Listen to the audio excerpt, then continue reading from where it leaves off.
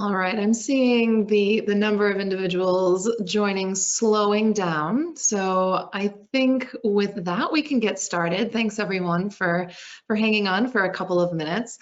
So I want to begin by welcoming everyone to what is hopefully the first in a series of webinars that Second Tree will be hosting over the coming weeks and months, and hopefully over the next year. And so today we want to celebrate International Teachers Day by bringing together a group of wonderful panelists, all working on programming and issues related to refugee education. So today's discussion will be centered on sharing lessons learned about the importance of identity and community in the lives of young refugees. And so it is my privilege to introduce to you our panelists who will be having a discussion today. So Dina, if you can go to the next slide, that would be great. Super. All right, so first we have Dina Nayeri, who is an award-winning writer and author of the book, The Ungrateful Refugee, What Immigrants Never Tell You. We also have joining us today Adriana Grigoriou, who is the Instrument and Orchestra Manager for Sistema Greece, a community music project that provides free music education to children and young people in Greece. We have Sarah Ruzek, who is the co-founder of Still I Rise, an NGO that offers education and protection services to vulnerable communities around the world. We have Katie J. Scott, who is the Executive Director of iACT, an NGO that supports play-based and refugee-led early learning programming for refugee communities around the world.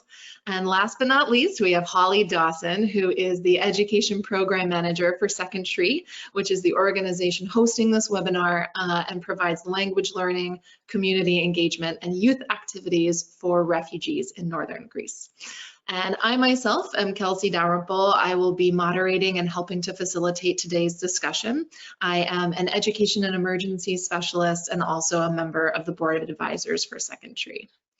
So before we jump into asking the panelists some questions, we quickly wanted to provide a little context to help situate the discussion that we'll be having today. So Dina, if we can go to that next slide. Great. So I think many of you who have joined us today may be familiar with some of these statistics, but just in case you're not, it's important to recognize that right now we are facing the highest levels of displacement in history. At least 79.5 million people around the world have been forced to flee their homes, and of those, nearly 26 million are considered refugees. And nearly half of the world's refugees are considered children. And currently, more than half of the world's school-age refugee children do not have access to quality education. And so as the average length of displacement is about 20 years, and the majority of refugee children will spend their entire childhoods away from their original home, this makes the role of refugee teachers incredibly important, as many refugee children will receive much of their schooling in a displacement setting. And so since 2015, the EU has seen an increase, a significant increase in those seeking refuge, with Greece being the main point of entry, or one of the main points of entry. And so as such, this is where all of the speakers today converge. We have all worked on programming in Greece to provide educational support to refugee children and families. And so while the discussion today will have a global focus, we wanted to note that our collective experience working with refugees in Greece is what has brought us together today. And so I think it's important, we think it's important to note why we're having this conversation and why these particular topics are important. So Dina, if we can go to that next slide. One of the things we all felt is often missing from humanitarian responses in refugee contexts is the lack of community building activities that can help young children and people to develop a sense of self and identity. And when it comes to identity, it's widely known that displacement and reoccurring or cyclical displacement, which often takes place, can severely impact the identity development of children. And this is something that is not often adequately addressed or prioritized in refugee contexts. And it's also important to note what we mean in this discussion when we say community. And so a refugee camp is often called a community. but sometimes there's no real community there, just thousands of people grouped together under the same legal term of refugee. And often we have many people coming from different places, bringing with them different values, different priorities, languages, religions, and prejudices. And they themselves do not identify with a refugee community. And so sometimes refugee and displacement settings can be hostile environments for children to develop in, and educators and teachers can play an important part in addressing some of these issues. It's also important to note what we mean when we say teacher and educator throughout the conversation we'll have today. And so within this discussion, we don't want to just limit the term educator to formal school teachers, but rather we consider educators to be parents and caregivers, coaches, mentors, and other community members in caring adults in children's lives. And so we as a group have come together today to have a discussion and share some lessons learned around the issues of identity and community development for refugees globally, and the role that educators can play in those processes, because we feel that these are critical factors for healthy and positive growth and development of refugee learners around the world, and it's not talked about enough. So our aim today is to really shine a light on these under-prioritized topics and to start more conversations globally. And lastly, we did want to acknowledge that it's critical for refugee voices to be a part of these conversations. And we did try to find a way to include some refugee representation from the groups that we've worked with on our panel today, but we're unable to find a technological way to ensure their participation. But it's something that we want to prioritize going forward in future webinars that we have. So with that, I'm going to stop talking and I want to turn it over to our panelists now with a first request to talk us through your organization's approach to engaging and working with refugee teachers and educators. So I will kick it over first to Holly, if you don't mind, to talk about Second Tree's approach. So thanks, Kelsey. I think the first thing to talk about when we talk about how we support teachers in doing the work that we do here is kind of an emphasis right off the bat on consistency and quality. So we run Secondary Runs as a organization that is mainly reliant on long-term volunteers. And so bringing new people into that means that we play a huge, that we put a huge focus on ensuring knowledge sharing when new team members arrive, on ensuring that CPD is a huge part of what we do. And we've also worked really hard to refine our hiring process to make sure that the teachers who come, the volunteers who come and share their time with us will be able to kind of tackle the challenges that we'll face head on. So this is, and these teachers that come, we always ensure that they can spend a very, very minimum of 3 months with us. Often they end up staying much longer. A lot of the team that's working with the kids that we work with right now is staying for a minimum of a year. And it's really trying to get this, to make sure that there is consistency in our team of teachers. The second part of this is really making sure that quality is massively emphasized from the moment that they come to us. So ensuring that there is an emphasis and attempt to build kind of sequential content that really helps children to build on what they're learning. And this is something that we've done really, really well in our kids program and are continuing to do in our adults program with the help of like a number of kind of outside experts. In terms of how we support teachers in community building, I think a key thing to talk about is how we try and make it intrinsic in the youth program itself. So while the medium of instruction of our Scouts program is English, and obviously there's a really strong language learning component, it's really about trying to help our scouts, which is our kids are scouts. They have a little full ad. We call it that as part of the identity building process. It's not just about language learning. It's about helping them develop the skills that they need to navigate the world together.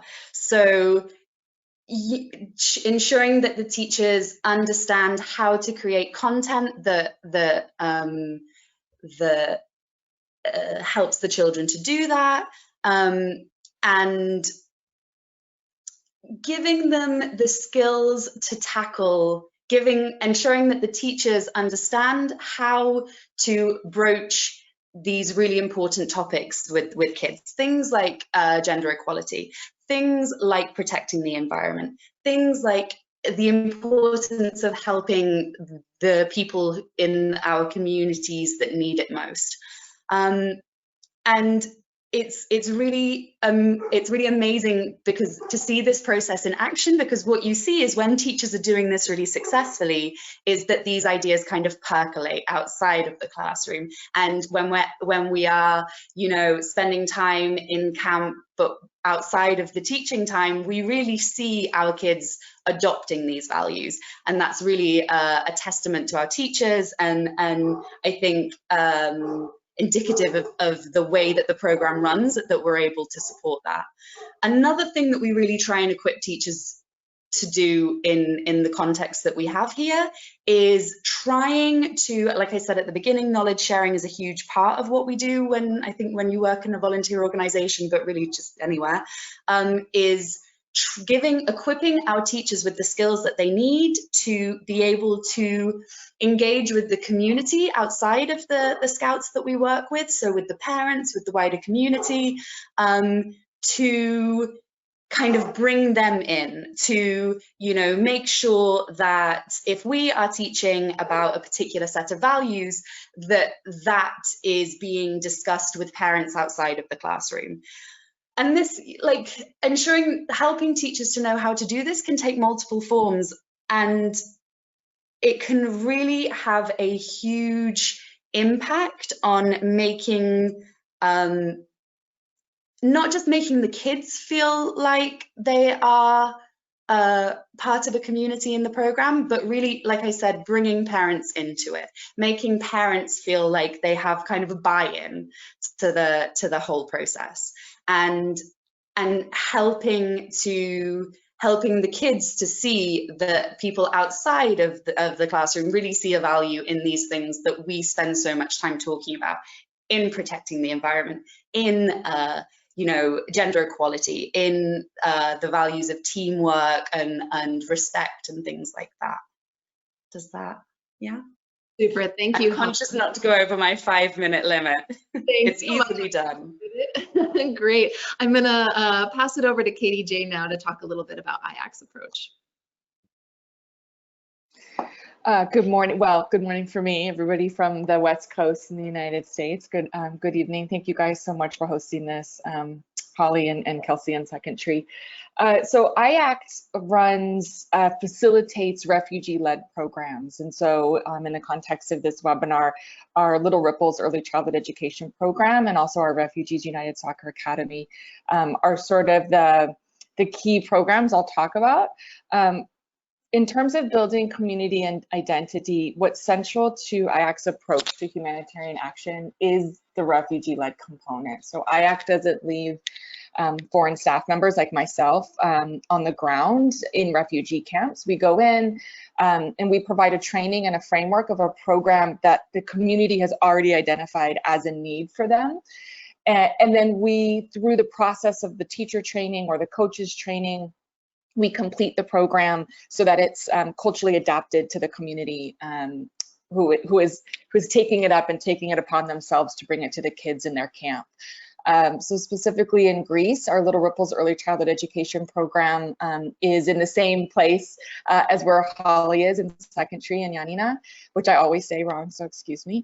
And when we first explored the idea of going to Greece, we did a learning trip, and I think part of that learning trip was understanding what the community's identity was. And what we heard from the women that we sat in circle with was that it was the first time that they sat in circle with each other just to share where they were in their lives. So I think when we talk about community and identity in a refugee camp, it's important to acknowledge that refugee is really just a temporary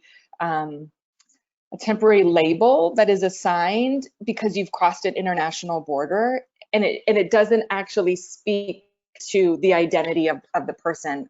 And unfortunately, so often the process of having to claim that status for protection, so being able to have to say I'm a refugee, strips away so much of your identity.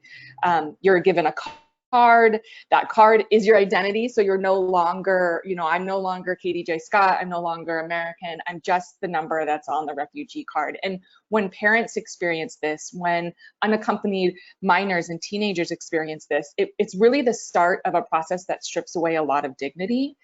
And that is then passed on, not purposefully, but implicitly to everybody who's part of the family. So the children feel that too.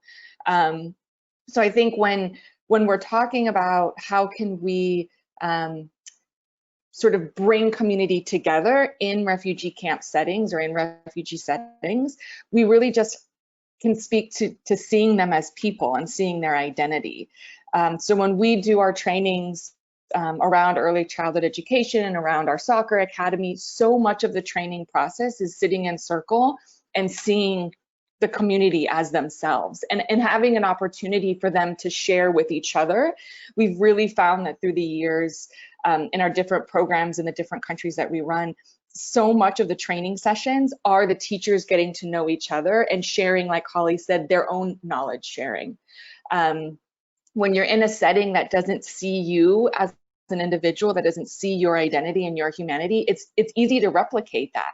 So modeling, restarting and uncovering community members' identities, sharing cultural practices, sharing assets and strengths that the teachers and the coaches already bring to the circle, that bring to the program, and starting from that as a point. If we can model that as facilitators of programs, then the teachers and the coaches model that with their students, because they're then experiencing being seen, experiencing being valued. And so when they go into the early childhood education program to teach, maybe one day they're using mega blocks and they're asking children to sort them into red colors or blue colors, or they're playing games. All of Little Ripples is play-based. They're not just there to facilitate a game, they're also there to let that child know that they're seen and that they're valued and that their identity is important. The Little Ripples program in Camp Katsikas has teachers from all different places who don't all speak the same language. And in the kids seeing and having these mentors and these teachers who are trying to figure out how to communicate with each other, they're seeing that then they have the capacity and the capability to then get along with people from different different countries, different identities, different nationalities and languages, different religions. That it is really about seeing each other and seeing each other's identity. And that is, if we step back from just an early childhood education program and look at the whole humanitarian field, that's something that is so often not included in a priority, right? So many times organizations come in and they're trying to set up logistics and structures and programs, and they have manuals, and what's not included in all of that is just sitting with and hearing and seeing the people and building up programs from there. And if we model that as, I'm an executive director, but I can model that with the community that I'm working with, then whoever I'm training or whoever I'm sitting in circle with is then going to replicate that, and that's going to build community, because so much of being in community and so much of having identities valued is just being seen and valued, asking for your opinion. Okay, what is your idea around this? So when we sit in circle and maybe there's a challenge, like Holly knows, having a space to teach is quite a challenge in Camp Katsikas, like I've never seen in any place before, even in the most remote camps that we work in Chad and Tanzania.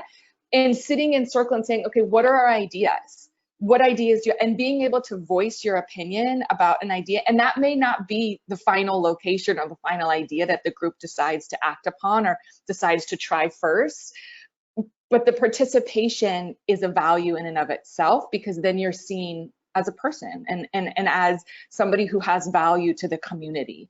And that is just really stripped away. I mean, most community members who are refugees, who are displaced, who are seeking asylum have done so because of identity-based violence. And so even in that process of displacement, somebody has said your identity is unimportant. So much so, violence may be part of that. And so part of our role is to be able to say your identity does matter, your voice does matter. And then how do we integrate that into the classroom so that the children begin to feel that again? Because they felt that once, right? They felt that at home before violence began or before they had to leave their home. They felt valued. And so it's creating those spaces of peace, of helping, of sharing, where you can sit next to a new friend and your identity is valued and their identity is valued. And then together, working on an activity or play-based learning or on the soccer field or in the football pitch, those types of community opportunities where you see each other and you value each other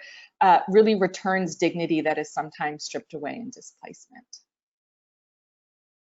Thank you so much, Katie J, for all of those thoughtful comments and sharings and bringing up really fond memories of working to support the Little Ripples program. And I think some of what you mentioned also speaks to a rippling out effect of working with children in a specific area, in a classroom or a learning space, but letting that ripple out into their wider communities. So thank you.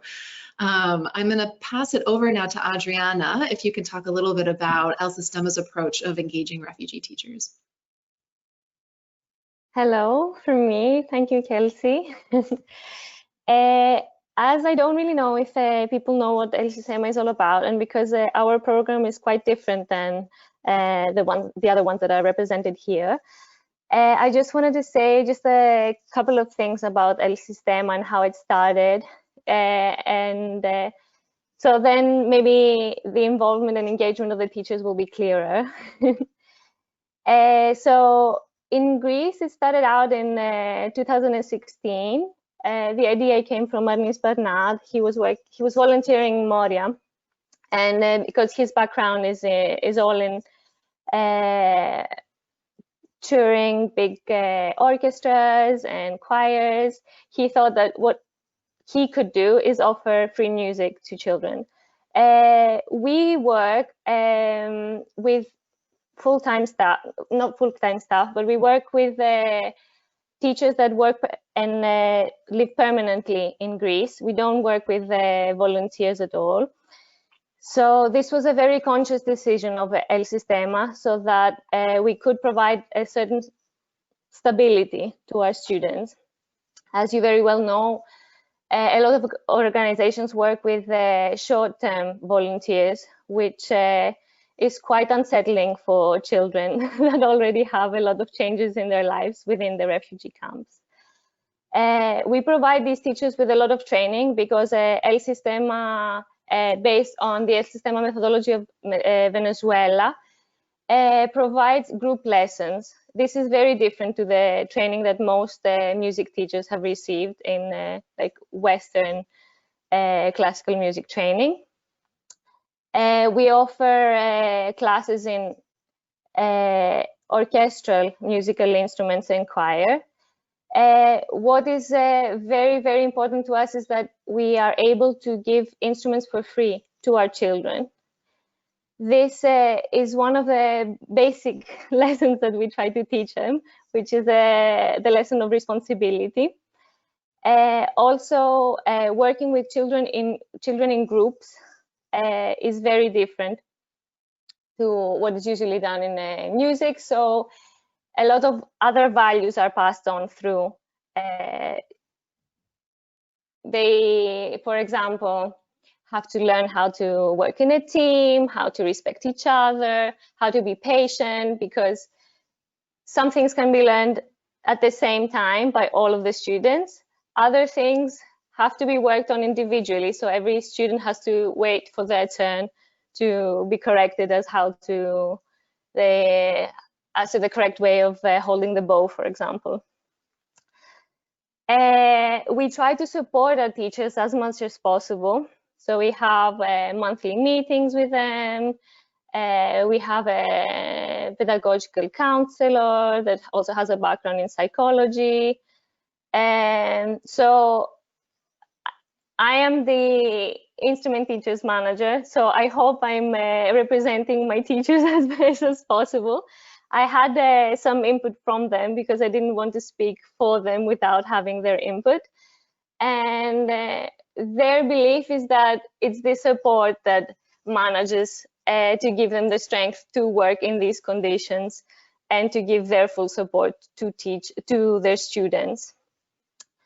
And we try to engage with the local communities, as we said. We try to involve the parents as much as possible. So they participate in our concerts. We try to have workshops for the parents as well. We try to integrate our students to the larger community here in Athens. So we don't only have lessons in refugee camps. At the moment, we work at Skaramagas and Eleonas here in Attica. But we also have nucleos, as we call them, in the center of Athens. So once a week, our more advanced students meet up with students from the other nucleos, so from Kypseli or Moschato, from other areas of Athens, and from students that have been going to the conservatory, to music schools, or have been having private lessons. We also try to offer them a lot of opportunities to watch concerts, to go on trips, so that enhances their community building. I remember last year we went to Thessaloniki, and in the beginning of the trip, all of the different groups were separated, and all of the kids from the refugee camp were sitting together. And then by the end of the trip, all of the groups were mixed. So we try to make that happen as much as possible. I mean, to provide the opportunities for this to happen naturally. As you can understand from the general explanations of what El Sistema does, our teachers are the foundation of what we do. If they cannot be trusted by the students will not keep coming to the lesson. So yes, they're the foundation of what we do, and we really appreciate them for that. Super, thank you, Adriana. You brought up some really great points of sort of sharing different cultural values, bringing the different groups of nucleuses of students together, which is a really big part of not only identity development, but community building. So thank you for that. So now I will pass it over to Sarah to talk a little bit about Still I Rise's approach. Thank you, Kelsey. Still I Rise has education programs in multiple countries. So I'm right now in Samos, Greece, where we provide education in an emergency and kind of transient context, which is different from our programs that we're beginning in both Turkey and Kenya. So right now we have programs in Syria and Greece that are kind of emergency transition programs, and then we also have Kenya and Turkey. And I think there is a difference in the way that I support the teachers depending on those locations, because the situation for our students is so different. Here in Greece, the students who come to our center are teenagers, and they are usually at the center somewhere between 6 to 12 or more months. But no student wants to stay on this particular location of Greece. So it really changes the context for how we support the students and the way that we help teachers to build the communities and to support the kids in understanding their identity as they arrive in our center here in Samos. The teachers that we have on Samos are from a diverse number of backgrounds, and they stay for significant amounts of time. We have both local Greek teachers as well as year-long contracted English language teachers. And I think that the diversity of our teachers and understanding their backgrounds is a big part of what helps us to bring that same community and understanding of differences to our students. So I consider the differences of the teachers and the cultures and languages that they have as a strength in the way that we demonstrate this kind of connection and community inside of our center for the students. So one aspect that is constantly present for our students in Samos is that the hotspot, the refugee camp, is very unstable and very dangerous and does represent some of the worst differences of prejudice, of discrimination that they might encounter. And so in many ways, we have to help the teachers to openly acknowledge that as a way to build the community and the identity of students within our center. So we acknowledge the differences. This is what you might experience in the camp, and they share with us the experiences that they have in the refugee hotspot. And then we're able to acknowledge those things that they're experiencing and hold the space for what would make this school different, and how is this this place, this space that we're holding together as a school, a different place, and what choices do we make to hold this space as a community of learners and students. It's a different experience for them. For some students, our learning center is the first kind of Western type style of education experience, but that also gives them a new place to build a new identity and community for the first time, even if it's a little bit more temporary than a long-term displacement location like mainland Greece. The benefits of having this short-term place is that we can kind of set the stage for their later journey into mainland Greece and wherever else they may continue, so that they can have a set point where they can recall where they were able to find a place to locate an identity as a learner. For some of our students, they have had large gaps in their education. They might not have had access to learning. So when they come and join our center in Samos, this might be the first time that they're able to really explore that thought, like, oh, I can come every day, I can be a student first, and that I can be acknowledged as a student first before that refugee label that they've had to have for quite some time.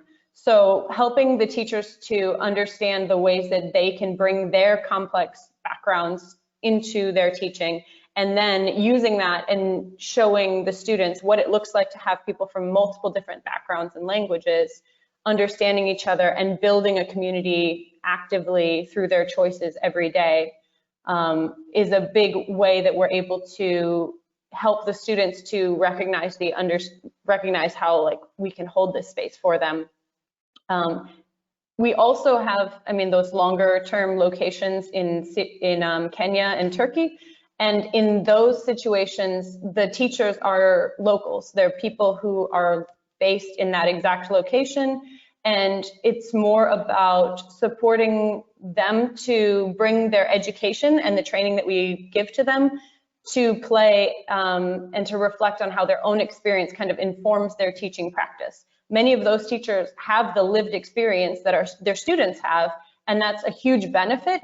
And we can kind of add new information to that lived experience so that they can build the communities for the students and sometimes show them a different way, because it is their local environment, and they plan to stay there long-term in those locations. So the building of community is not necessarily as difficult as it is in a transient refugee camp, but it also has to be intentional, and we still want to kind of steer the community to becoming a really positive, connected place where students can grow and learn and build their identity towards whichever way they are going to grow into as they grow up.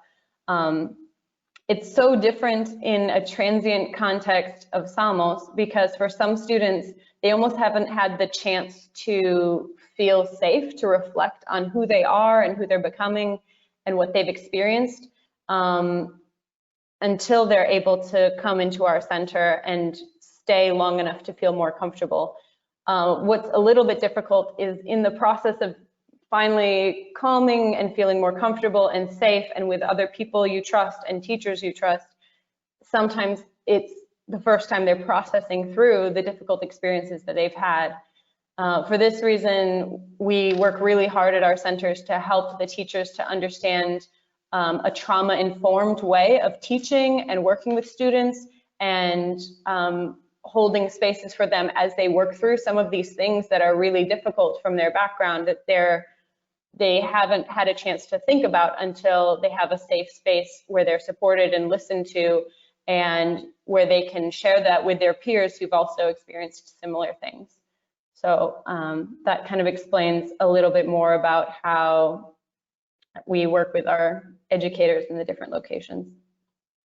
Wonderful. Thank you, Sarah. You brought up some really great points there about teacher identity and the impact of teachers' identities on the development of their students' identities, and also about the importance of creating spaces and opportunities for shared learning of different values cross-culturally. So wonderful. Thank you so much. And I'm going to pass it over now to Dina, who can share from the perspective of somebody who's gone through the refugee experience and who has also written a lot about the topic. So I'll hand it over to you to provide any thoughts or contributions to the discussion from your perspective. Yeah, well, I mean, it's been, first of all, hi, can you hear me? Yep.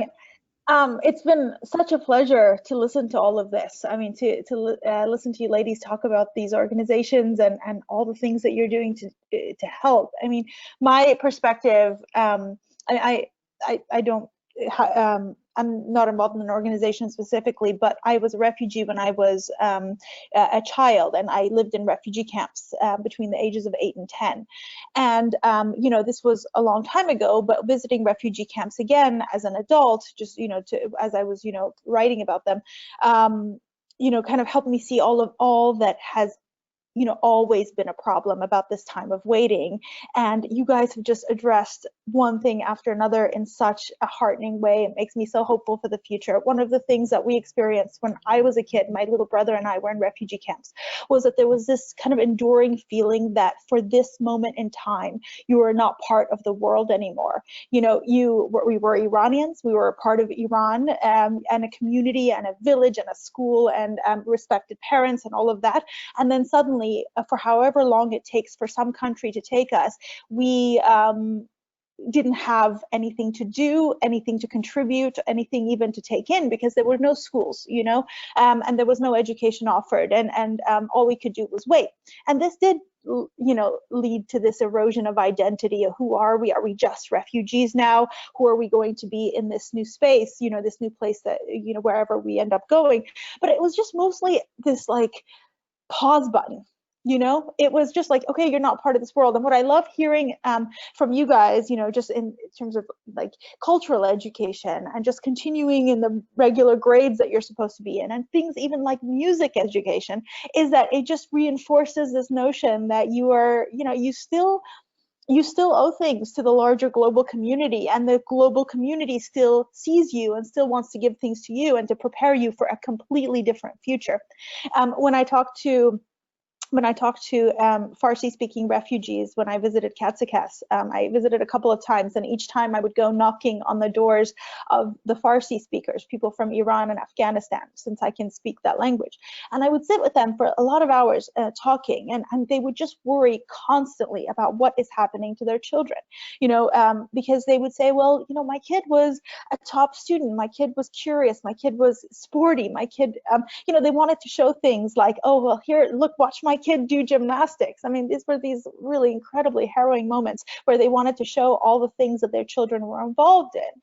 And they worried about all those years of idleness. You know, what's going to happen if my kid has to wait another year, another 2 years? And I think to have just a ready and exciting answer to that, you know, that actually your kid is going to be prepared for another life, and that life is coming, and we don't know how long it'll be, but you don't have to sit around and wait. I mean, it's incredible, and I love it. And you know, I think it's actually really, you know, emotionally moving for me that you guys are doing this. I just, I guess one thing I want to add is that after my family stopped being refugees, you know, because as you guys mentioned, this isn't a forever thing. You have to go back to being a person and a part of a community. And when we arrived in Oklahoma, where we eventually were accepted, so America, you know, is the country that took us in, and we were placed in Oklahoma, there was such a massive culture and language gap. And we had even actually taken the time to do a lot of work, you know, on our language skills, because my mother was an educated woman and she spoke a little bit of English and she taught us English. And actually, she even went and found this group of American homeschoolers in a church an hour away, and she would take all their old used books and sit around erasing, you know, erasing, so that we could actually have some semblance of school. But even with that little bit that we had in Oklahoma, I mean, it was such a rude awakening how little we knew and how many mistakes we made day in and day out, and not just regular kind of cultural mistakes, but the kind of mistakes that made us look like bad people.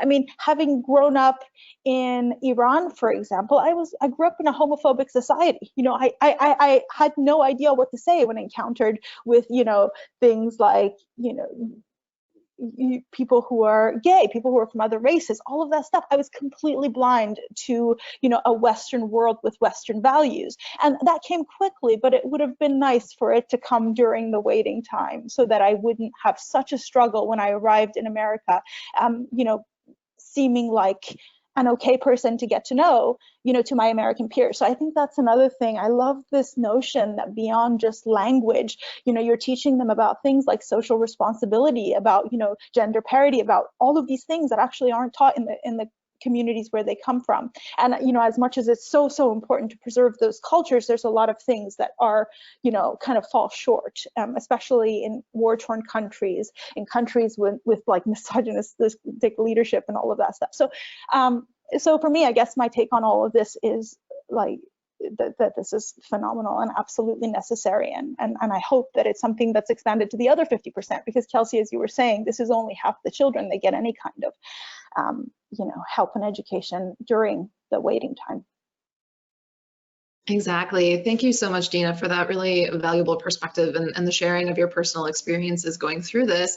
And we had a second question set up for you guys to go a little bit deeper into the specific activities that you do with the groups that you work with in terms of identity development and community building. But I think you all gave some really great examples in these answers now, and we have some really great questions coming in from the audience. And so I think this would be a great time to sort of delve into some of those. So if you guys are okay with that, nodding of the heads maybe, great, thanks. So there are two questions that I think go hand in hand. One of them is, when there are children from many different backgrounds and cultures in a classroom, how do you ensure that they're all catered for and feel respected? And many of you have talked about groups from different cultures, different religions, languages, things like that coming together and being forced into these quote unquote communities.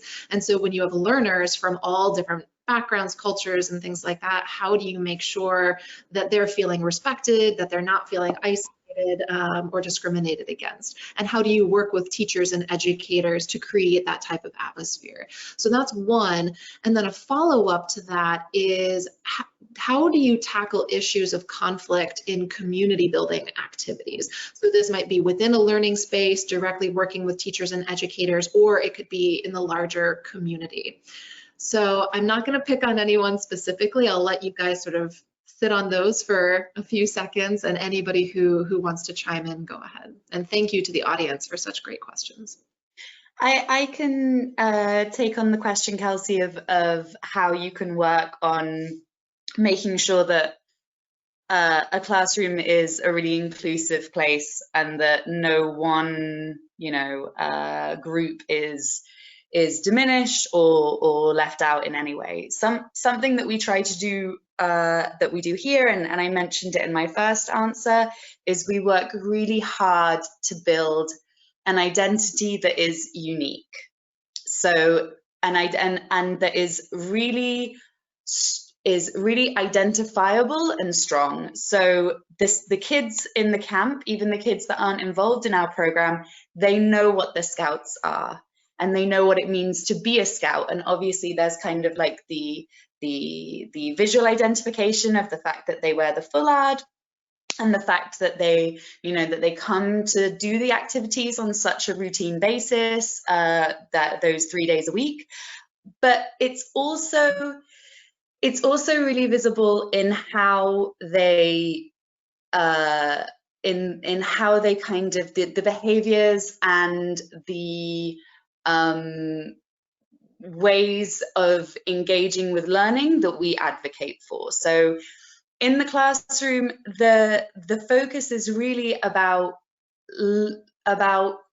kind of learning to do what Scouts do, learning to think about what Scouts think about. So in Scouts, we think about how you can help people that live in your building or in your set of containers. Or you think about how you can help your family in when you're at home, or how you can express yourself in a non-verbal way, these kinds of things. And this really helps the children that we work with to create an identity that lives alongside their identity of religion, lives alongside their identity of nationality, lives alongside their identity of gender or caste or whatever it might be. And that's something. So it's giving them something that kind of binds them, that bonds them together, that is really kind of apart from this really kind of strong focus that they might have on national identity. Like when you come to camp, I'm a Syrian, or I belong to the Afghan community, and it's giving them something that's really healthy and beneficial that can kind of live alongside that. Can I talk about how we experienced this in our setting? Yeah, please go ahead. Thank you. So for us, like, of course, we also have children from various backgrounds speaking many languages. We have the luck of teaching music, which is an international language in itself. So a lot of time in our classes, we teach with body language rather than English or Greek or a mixture of all. We do have community mediators that help us out when there's something very specific that needs to be taught and it's difficult using only body language. So the way that the classroom is structured and the way that the lesson is taught in groups, it kind of helps an individual be part of the group, but also feel important. Like, we try to explain to the kids from day one how it is to be a member of an orchestra, and how sharing a music stand with another person means that they rely on you as much as you rely on them. So they feel that sense of responsibility, and it helps very much in their identity building. Like, the process of learning music in itself helps them to get to know their personalities. And what we do also to help them feel comfortable is that we change our repertoire according to the various countries of origin of the students. So we mix a repertoire from, it might be Syria, it might be Afghanistan. We also do Western repertoire, we do Greek repertoire. So they have a lot of stimuli from the various cultures that they experience every day. Great, thanks, Adriana. Good examples. Anyone else want to jump in? Yeah, I can. Go ahead, Sarah. I'll go after you. Yeah, I'll keep it short. One thing that we do that has made a big difference is involving the students in creating what are their expectations for what makes a good school. So this is something that I think a lot of schools do, but really taking time to create a classroom charter and asking the students, what kind of feelings do you want to have coming into class, and what kind of behaviors do you think we could do that would make this happen? And they each get a say, and they each can share what they expect and what of each other and what they expect from the teacher and how they will behave and what the expectations are.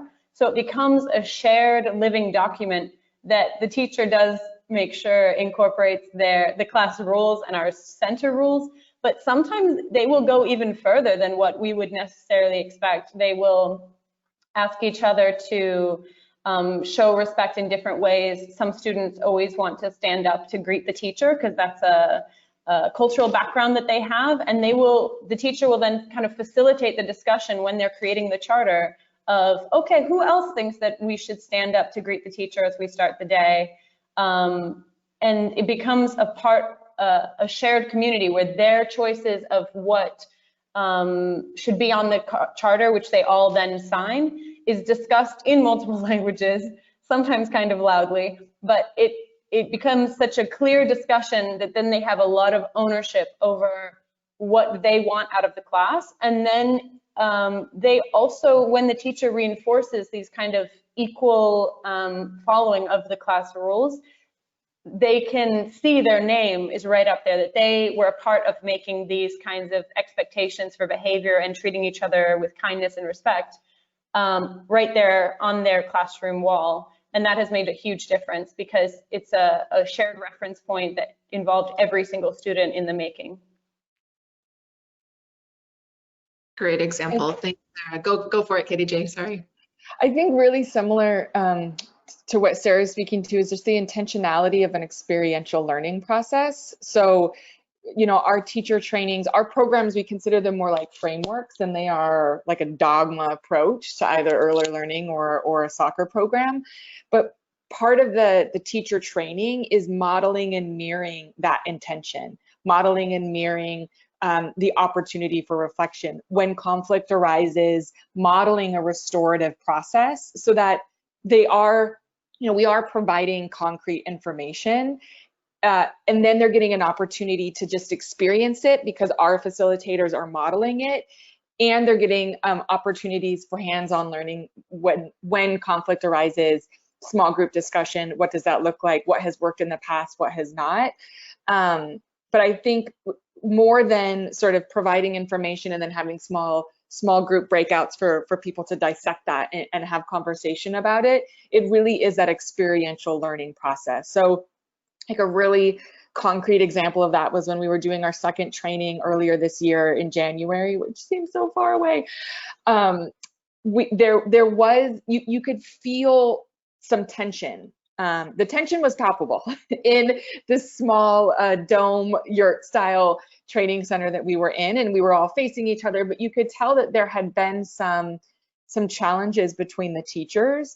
And instead of sort of passing over that and trying to like push through our agenda of the teacher training, like, well, we have to talk about play-based learning, Jocelyn and I, the co-facilitator, just took a moment to have a listening circle. And so I had like this small frog from Mexico, not a real frog, a small frog from Mexico that I use with my own children.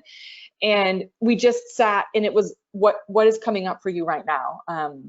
We had been talking about, I think, the physical space and where are we going to do it, and how are the hours working, like the structure of the program.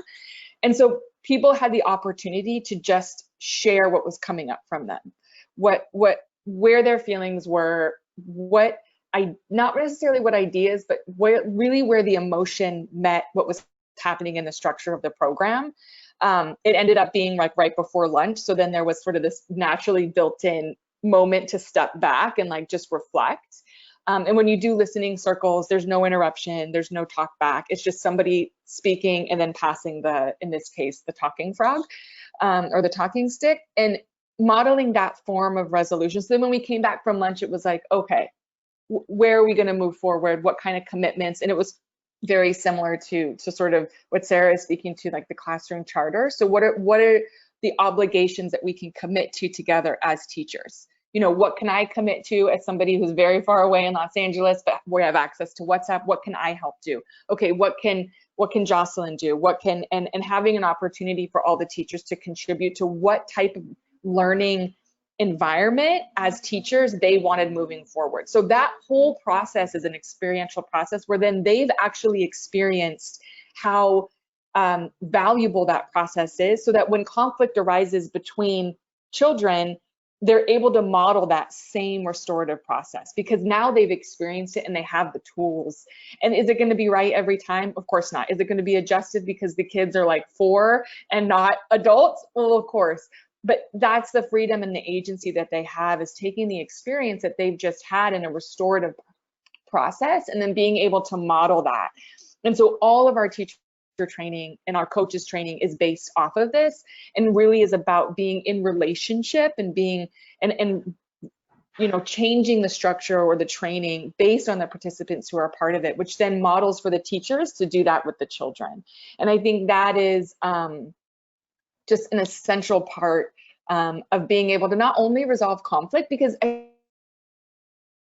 into conflict that says like conflict is bad, but really conflict is going to occur no matter what type of relationship you're in. So it's figuring out how to engage in conflict meaningfully and respectfully, where the dignity and the values and each person is seen in that, and then being able to take that relationship and move forward towards resolution. And sometimes there's not a resolution. Sometimes it's going to take multiple sessions, but having the respect for that process and not sort of saying like, you know, conflict is bad, you know, difference is okay. How we engage is what's the important part around that. And so modeling all of that provides an experiential learning process that then provides the community, in this case, refugees, with an opportunity to gain tools and understanding that they may not have had, or that they had, but was sort of buried under this displacement process.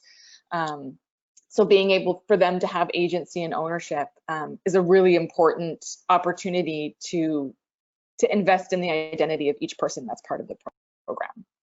Wonderful, thank you. That's actually a perfect segue into the next set of questions. But before we do, I just wanted to give the opportunity, Dina, if you had anything that you wanted to contribute to that. No, I think that's all just really fantastic. I mean, I just want to quickly say that all this reminds me very much of, you know, how very hard it is, you know, just visiting these last times, but also when I was at camp, like, you know, between the Persian speakers and the Arab speakers to communicate at all, just because of years and, you know, centuries of conflict. And I frankly can't imagine what it would have been like to have, you know, someone facilitating a conversation. So yes, let's. Super, thank you. Well, so many of you brought up approaches and examples of inclusion and conflict resolution. And something, KDJ, that you brought up and was echoed across the rest of you was about agency. And I think some of the questions that have come in are asking about refugee-led programming, and what trends are you seeing with regard to a shift to refugee-led initiatives, and specifically working with young refugees in community building and identity building processes and activities. And so some of you have shared some examples with this, but I want to open it up to talk a little bit more about that, especially as we talked about upholding the dignity, respect, and humanity of individuals that we're working with, and communities and groups that we're working with in this field. And also, this was a specific question for Dina, but I think the rest of you probably have some thoughts about this. The question was, if you could change one thing about the way the world perceives refugees, what would it be? And I think some of you talked before about how external perceptions of who you are impact your identity and what you think of yourself and how you treat others. So I think this is a really lovely way to kind of tie all of this together. So I will not call anyone out, but we'll open it up for thoughts.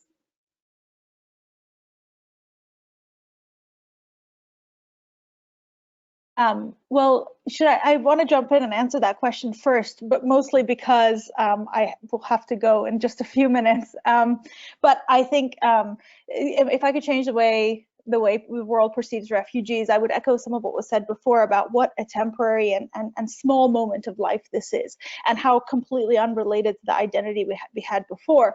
You know, and just like how much happens during this very short time to rob you of your dignity, of your sense of pride, and your sense of like ability to contribute to the world, you know, to use your usefulness. And so I would have a recognition of all the talents and all of the skills and all of the education and all of just the history that goes into making each person before they arrive at this particular moment in life.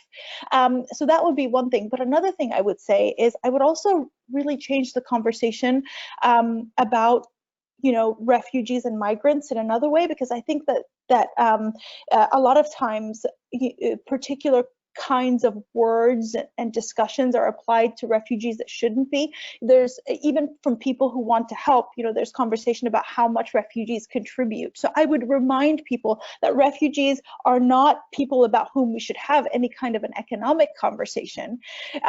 They are entirely a humanitarian question, because these are people whose lives were in danger before. You know, they didn't choose to leave their countries. And so, you know, we can't sit here applying economic metrics to them and asking questions like, what can they contribute to our societies? You know, these are people who face danger and death and a lot of, you know, other kinds of other violence. Yeah, so I would say, you know, just the recognition of who they were before and what an extraordinary but small and transformative time it is. Great, thank you, Dina. And if you have to go, just a big thank you to you for joining us today and providing your really valuable perspective. Anyone else? Great, thanks. Anyone else? I think I can speak a little bit to the refugee-led, sort of the trends around refugee-led, and you know, I think most immediately and recently with COVID-19 and a global pandemic, there are large organizations, international organizations, who are having to reflect on their structures, because they have relied so much on an outside person coming in and maybe supervising, even if they had hired, say, Little Ripple's teachers, right, or Refugees United, but they still have a foreign staff member on the ground sort of monitoring. And that word feels really kind of icky to me, because I don't feel like refugees need to be monitored. So there is some reflection happening around the opportunities for refugee-led and for community-led. I think one of the main things that the humanitarian community has to do in order to really live up to that is throw out this idea that a manual and a single structure of a program like protection or WASH, you know, for hygiene, was going to work anywhere as long as you follow this manual. If that manual really isn't super grounded in understanding how much is relational, then the manual might not be applicable to so many places. And I think the evolution of humanitarian work at large has evolved from something that was very short term at one point in time. I mean, like 100 years ago, you know, during World War I, during World War II, refugee camps were very temporary settings, and this is not the case anymore. So our way of approaching humanitarian work needs to evolve as well. I think in some ways, this idea of going in and helping a community rather than going in and listening to where their needs and what their needs are and figuring out how you can meet their needs with them sometimes replicates structures that are power over and not power with. So I think when we talk about refugee-led, that doesn't mean just hiring refugee staff. It doesn't mean just creating, like Sarah is saying, a charter where they get to create the container in which they grow and thrive. It's also figuring out how mutual liberation and how equity can exist in that relationship, so that it's not the global north coming into a community and saying, this is what's done over here, or the West bringing our ideas of what a community should look like. So it's refugee-led and community-led is an examination as to who's running the programs, but it's also an examination of how we approach and how we engage and how we are in relationship with the community with which we want to support and we want to help. That said, I think it's really important that, like Dina said, these are community members these are global community members who feel like they're not part of the world anymore, because the entire structure that they're sitting in tells them that. They become isolated, they're given that card that says who they are. That's their key to accessing any resources. So it's really important that we acknowledge that support and relationship is needed, but the approach to how we engage in that relationship is as important as saying, okay, your opinion matters, I'm listening to you.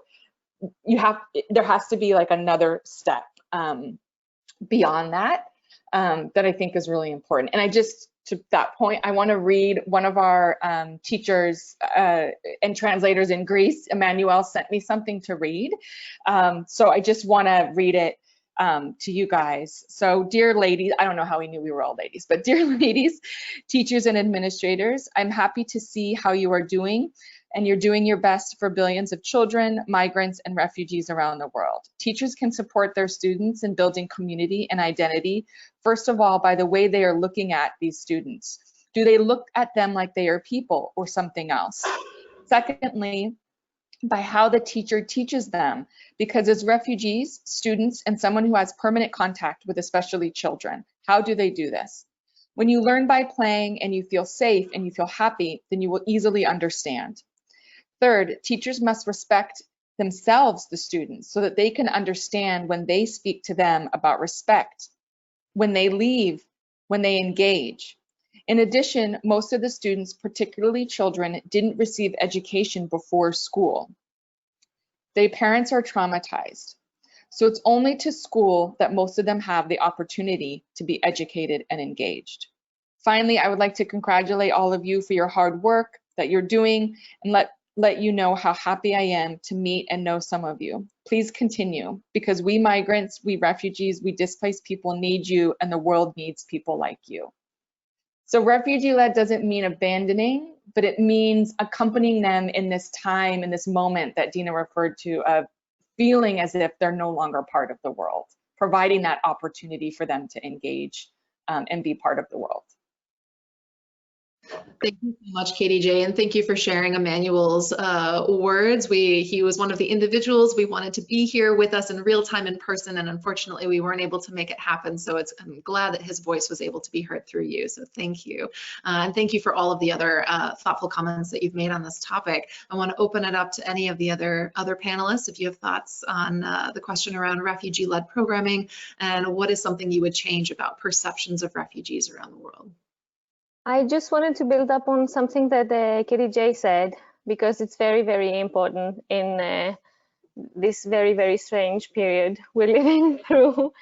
That situations that were the case a few months ago, last year, and what we thought refugee-led activities were, are almost non-existent anymore, at least from my point of view. We haven't been able to have proper lessons in the refugee camps since before March, actually. So we had the huge break during lockdown. Then when the lockdown was, when it stopped in June, we managed to have 4 weeks of classes. And then we always stopped for the summer. And now both of our camps are in quarantine. We've lost touch with the students. During lockdown, we tried our best to be in touch with them with whatever means we have, but not being able to enter the camp because all of our activities were very heavily based on physical contact and somebody being there to encourage the students to go door to door, to speak to the parents, to speak to the students, to get them to come to class, which is now almost impossible. So we really, really need to try to find ways, because of all of the problems, of course, with internet connections, how, like we had online classes, but such a small percentage of our students actually managed to be included in that. So we have the rare occasion of students that are asking for online classes even now, but they're a very small percentage, and it's a real pity, and we have to find ways to approach them in this very, very difficult time for them. I mean, it's difficult for everyone, but it's especially difficult for them. That's all.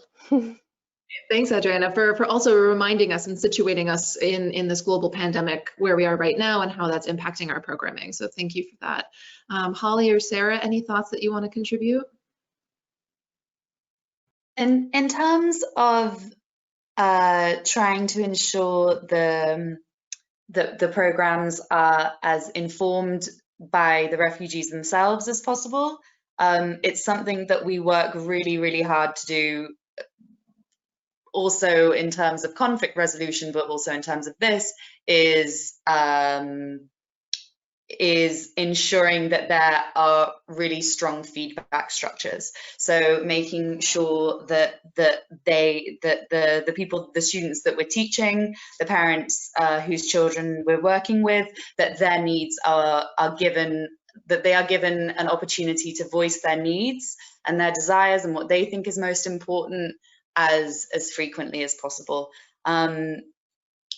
In terms of like the language teaching aspect, obviously you're giving people new skills, which means that they can then become, they do have more opportunities to become active volunteers in the programs that they're working in, which is a really important aspect of what we do.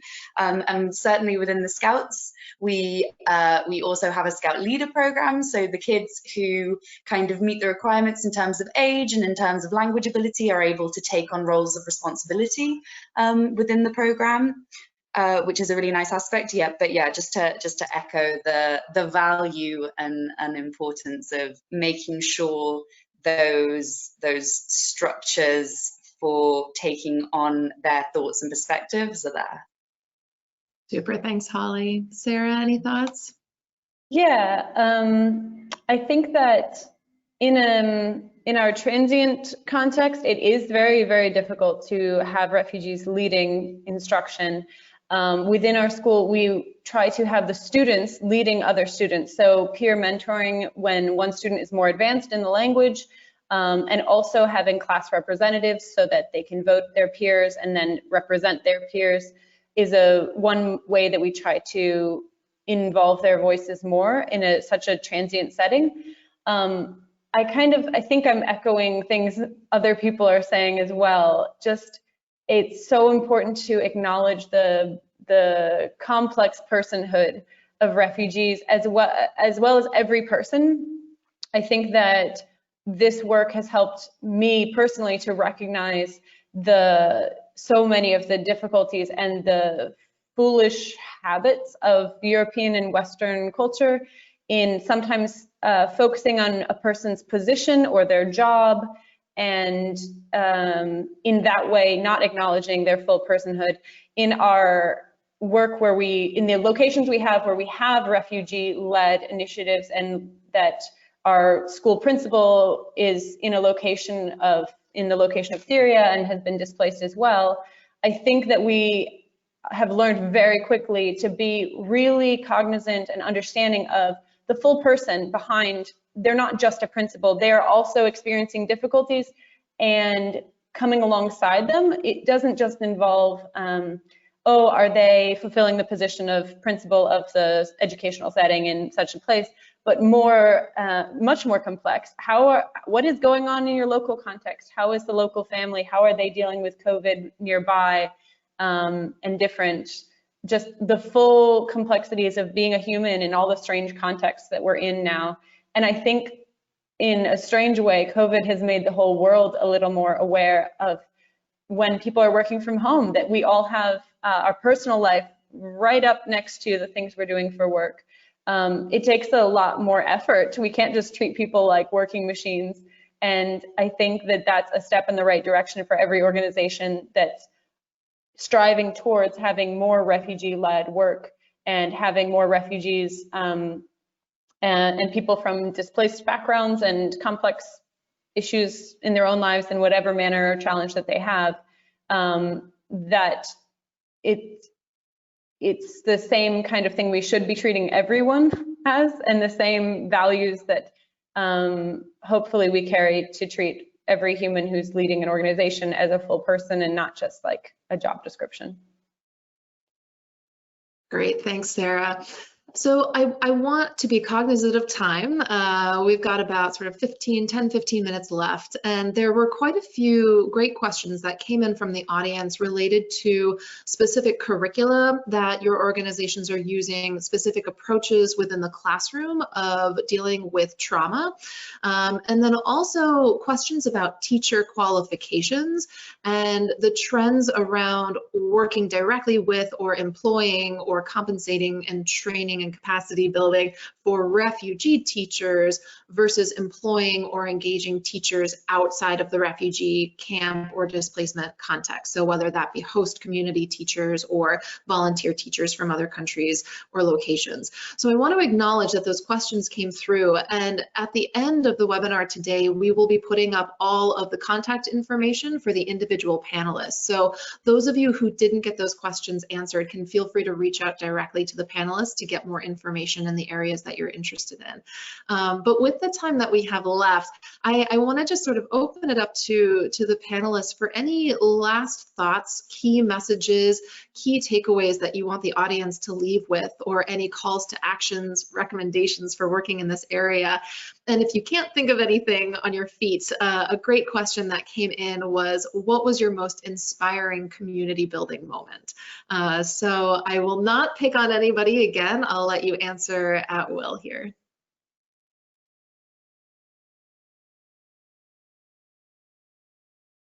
Though I can pick on people, but Katie J, go for it. Oh, you are going to pick on me. You look like you say something. I think I always look like that. I would say that so yes, all of our organizations work with communities who are displaced.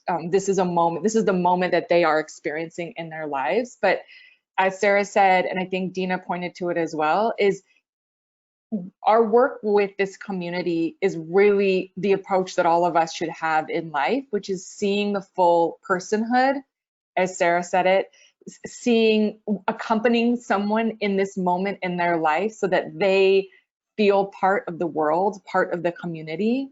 When we in our organization talk about trauma informed, we really end up boiling it down to being people informed. So all of us carry trauma. Absolutely, the communities that we work with have recently experienced trauma, right? This is this is the process of displacement, and especially refugees who have been forcibly displaced. And the techniques are really about seeing the person in front of you and listening. And we have to hone those skills, you know, especially, you know, I'm an American. I didn't grow up learning how to listen very well. So I have to work on these skills every day. And it's something that I work with my friends and with my own personal family and with the community that I work with in a formal way, like as an executive director, as a facilitator. So I think, you know, accompaniment and working next to is really important. Sharing in the relationship building, taking the lead from the community that you're there to support is all grounded in seeing the individual in front of you, seeing the community members, and really creating programs from those conversations and from that need. I would say that there is more commonality among us than difference. And when there is differences, we can celebrate in those. I think one of my most inspiring moments was doing a training outside of Thessaloniki, which I can't pronounce that city either. I'm so sorry. I'm just doing just horrible American awful pronunciation of Greek cities, which I cannot figure out how to get over. I practice all the time, I swear. And we were doing part of our training with a partner organization, Refugee Trauma Initiative, who was trying to lead some community-based early childhood education programming. So they asked us to come in and kind of model. And we were talking about what it would be to have a physically safe classroom. So this is a non-violent classroom where you can't use physical harm to correct conflict or to correct disruptive behavior in a classroom. And there, when we were talking about it, we were talking about it in the terms of corporal punishment. and sort of just explaining what that was. And I'm a mother, and you could feel as we were talking about what corporal punishment is, you could feel this like weight of shame, this like blanket overcoming. Many of them were women, mothers themselves. And I have felt that shame as a mother. Like, I have most certainly not been a 100% peaceful mother. Like, you know, there are just moments that all of us mothers feel that we could have done differently. And so when you could feel this palpable, like, oh my gosh, I'm a bad mother because they're sharing with me what I'm not supposed to be doing, and they're saying these things like, don't grab the arm too tight, don't yell at them. I took that moment to just say, but I have done these things too. Like, I am a mother and I have done these things, and the best thing that we can do is then repair and have a conversation with the children. Mommy didn't act right, I shouldn't have done that, what would have been a better way, and working through that. And then you could feel this, like, again, the blanket like lifted and was like, oh, we're all just human, we're all just people. And so this was it just really made me feel like this is the work that I'm supposed to be doing. And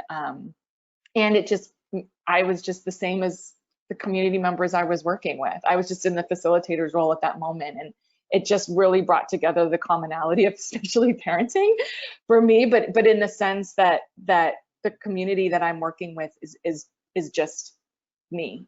And so if I can see their full humanity as mothers, and they can see my full humanity as a mother who also makes mistakes, then there's just more commonality than difference between us. Great, thanks, Katie J. Anyone else? I'm also a little conscious of time, but we'll also want to give equal talking opportunity to everyone. I think to just kind of echo something that Katie J was saying, that it's really just, it's seeing the person who's in front of you and trying to see beyond the, like we've said a couple of times during this call, that label of them being a refugee. Refugees aren't invaders, but they're also not heroes. They are just people that happen to have found themselves in a very unfortunate set of circumstances. And trying to run your service, your program in exactly the way that you would if you were working with any group of people that of whom you respected their humanity, and not kind of stepping back from or falling back into, you know, kind of biases that can be held there, and assumptions and things like that. I think in terms of my favorite community moment, that community building moment, there isn't one specifically, but we have a class which caters to the very, very lowest level learners. And when they come in, it's really the class which is most segregated by nationality, and that class is always where the students learn the very beginnings of kind of like phonics and the beginnings of written and spoken English, and seeing friendships develop across nationality borders and across gender borders in that class for probably for the very first time in an educational context for those people is always a high moment. It's always a really good moment. Wonderful, thank you, Holly. Sarah, Adriana? Well, for me, all of our concerts are inspiring community moments. And I'm trying to think of specific stories. Recently we had one of our very beloved projects. It's called the Lullaby Project. It started in Carnegie Hall, but it's the third year running that we're doing it here in Greece. We bring together mothers and composers, and they write lullabies for their children. So this is mostly directed to the mothers of our students. So for this year's version, we also wanted to work with mothers in Skaramagas as a group. So usually these meetings can be very personal, very very moving. Everybody shares their stories about motherhood, how it is to raise a child within this refugee context. But this specific meeting ended up with all of their mothers putting music from their home country and everybody dancing. And it felt like a huge, huge party, and it was so, so inspiring. So this was one of my latest inspiring moments. Such a great example. Thank you, Adriana. Sarah? Honestly, there's so many moments I can't think. I've just been listening to everything you guys are sharing. I agree with Holly. When I first started this work, I did a lot of early phonics, the first communication, how quickly those gains are made. Yeah, I just am so excited and inspired just to hear each of the stories from all of our panelists. It's making me feel so much more hopeful in some times that are difficult. Exactly. I couldn't agree more. Sort of wrapping up today on a hopeful, positive note. So thank you guys all so much for sharing your experiences and these great examples. And with that, I will try and summarize and kind of tease out some of the main lessons learned or key takeaways that we want to leave with the audience today from the discussion that we've had. And so the first one is that teachers are community builders, and that we as practitioners and actors in this field, we need to acknowledge and respect the fact that educators play a major role in the identity and community development of refugee children, and that their own identity has a major impact on that as well. The next major lesson or key takeaway is the importance of providing opportunities for values to be shared. You guys gave so many great examples today of how your organizations do that. And the fact that new communities are formed when you have multiple cultures coming together in a refugee or displacement setting.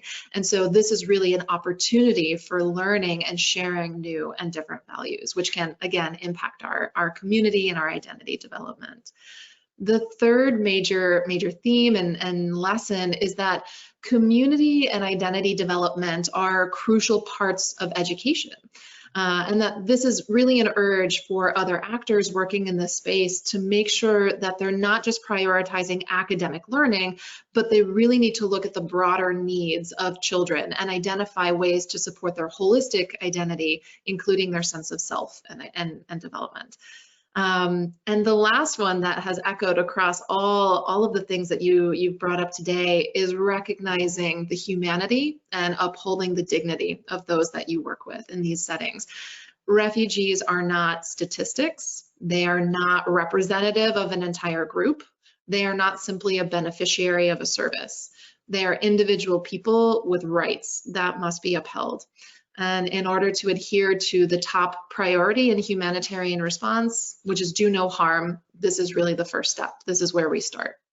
So with that, I want to thank all of our wonderful panelists today for coming together to celebrate International Teachers Day by sharing their experiences and helping to highlight the important role that teachers and educators have in helping refugee learners to develop positive and healthy identities and also communities.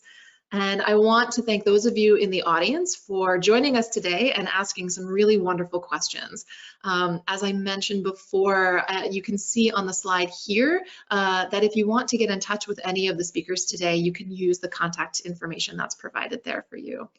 And for those of you who registered for the webinar, we will be sending out an email with some of the notes from the discussion today and these main lessons learned and key takeaways that we hope you'll share with your colleagues and the rest of your network.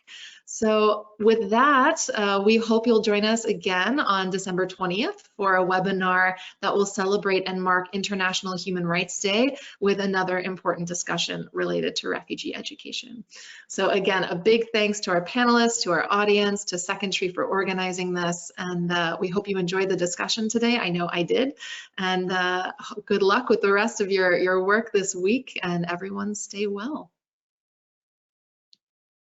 Thank you, Kelsey. Thank you. Thank you. Bye. Bye.